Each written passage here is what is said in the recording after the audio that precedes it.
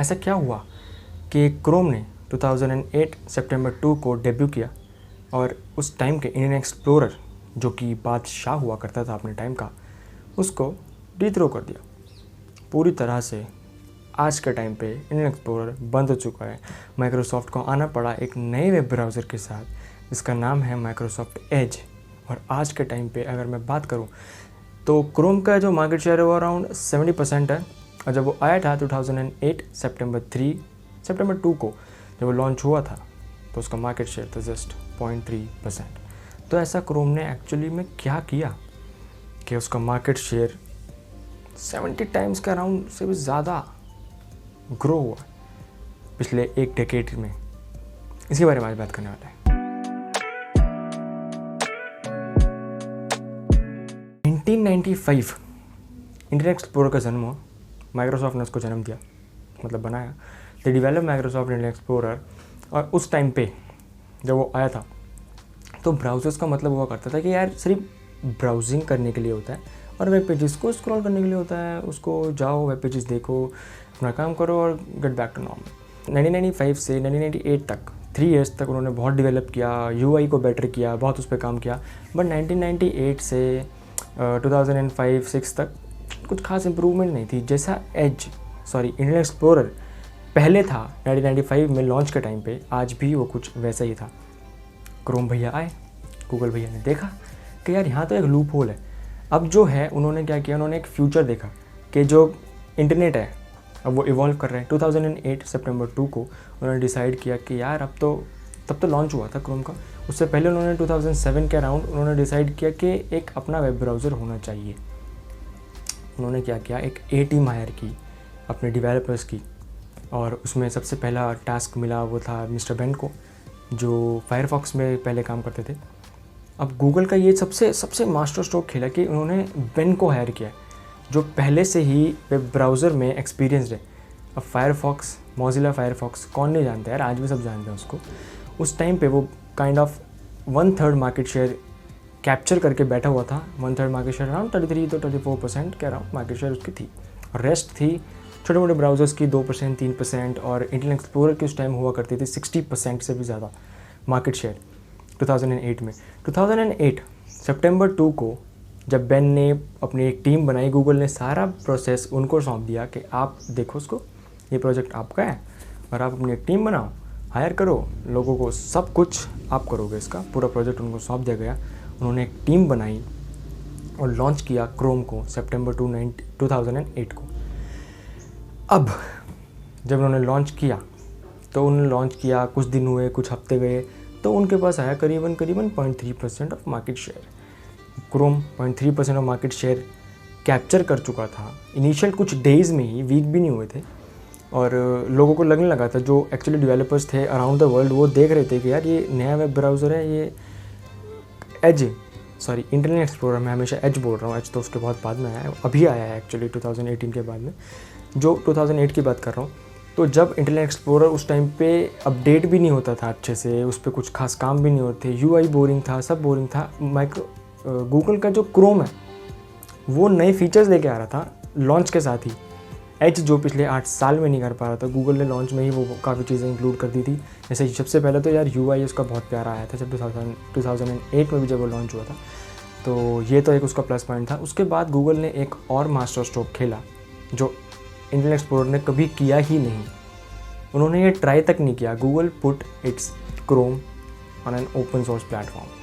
उन्होंने open source कर दिया उसको, सब डेवलपर्स ने उसमें ट्वीक करे, कुछ चेंजेस की, तभी आज वो यहाँ तक पहुँचा है।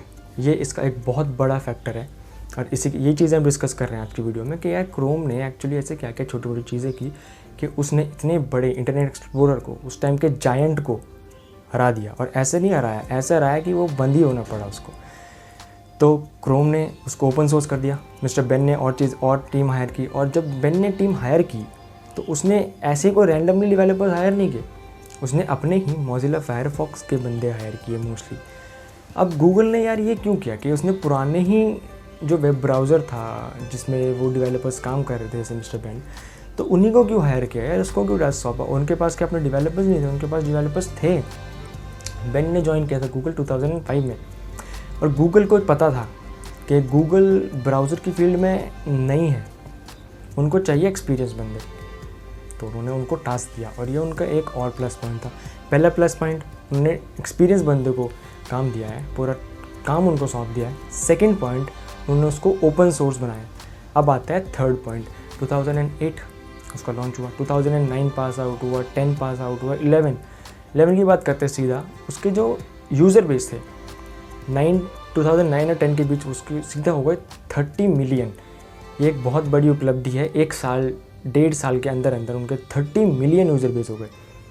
और कमाल की बात पता ही है, 2010 to 11 के बीच जस्ट आफ्टर 1 ईयर मोर उनके यूज़र बेस चला गया from 30 million to 4 times to 120 million of user base, that is 12 crore plus of user base.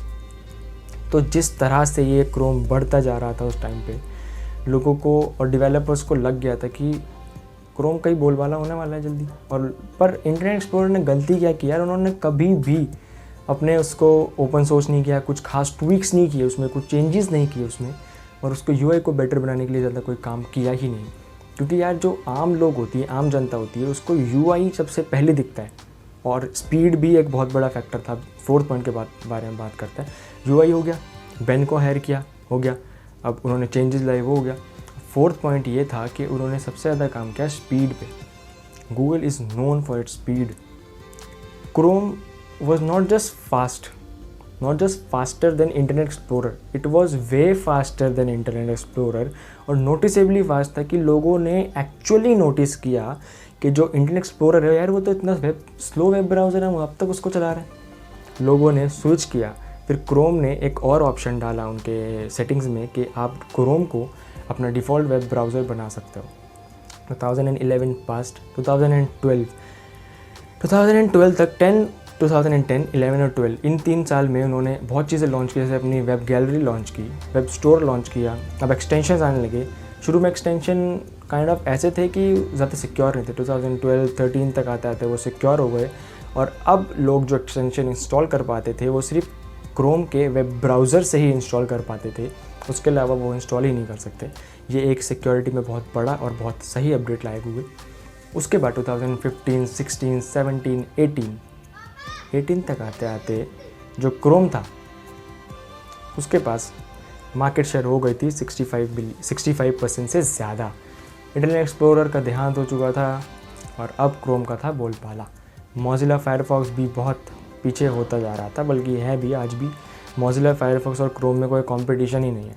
ये मोज़िला फायरफॉक्स है तो क्रोम तो स्क्रीन से बाहर ही है।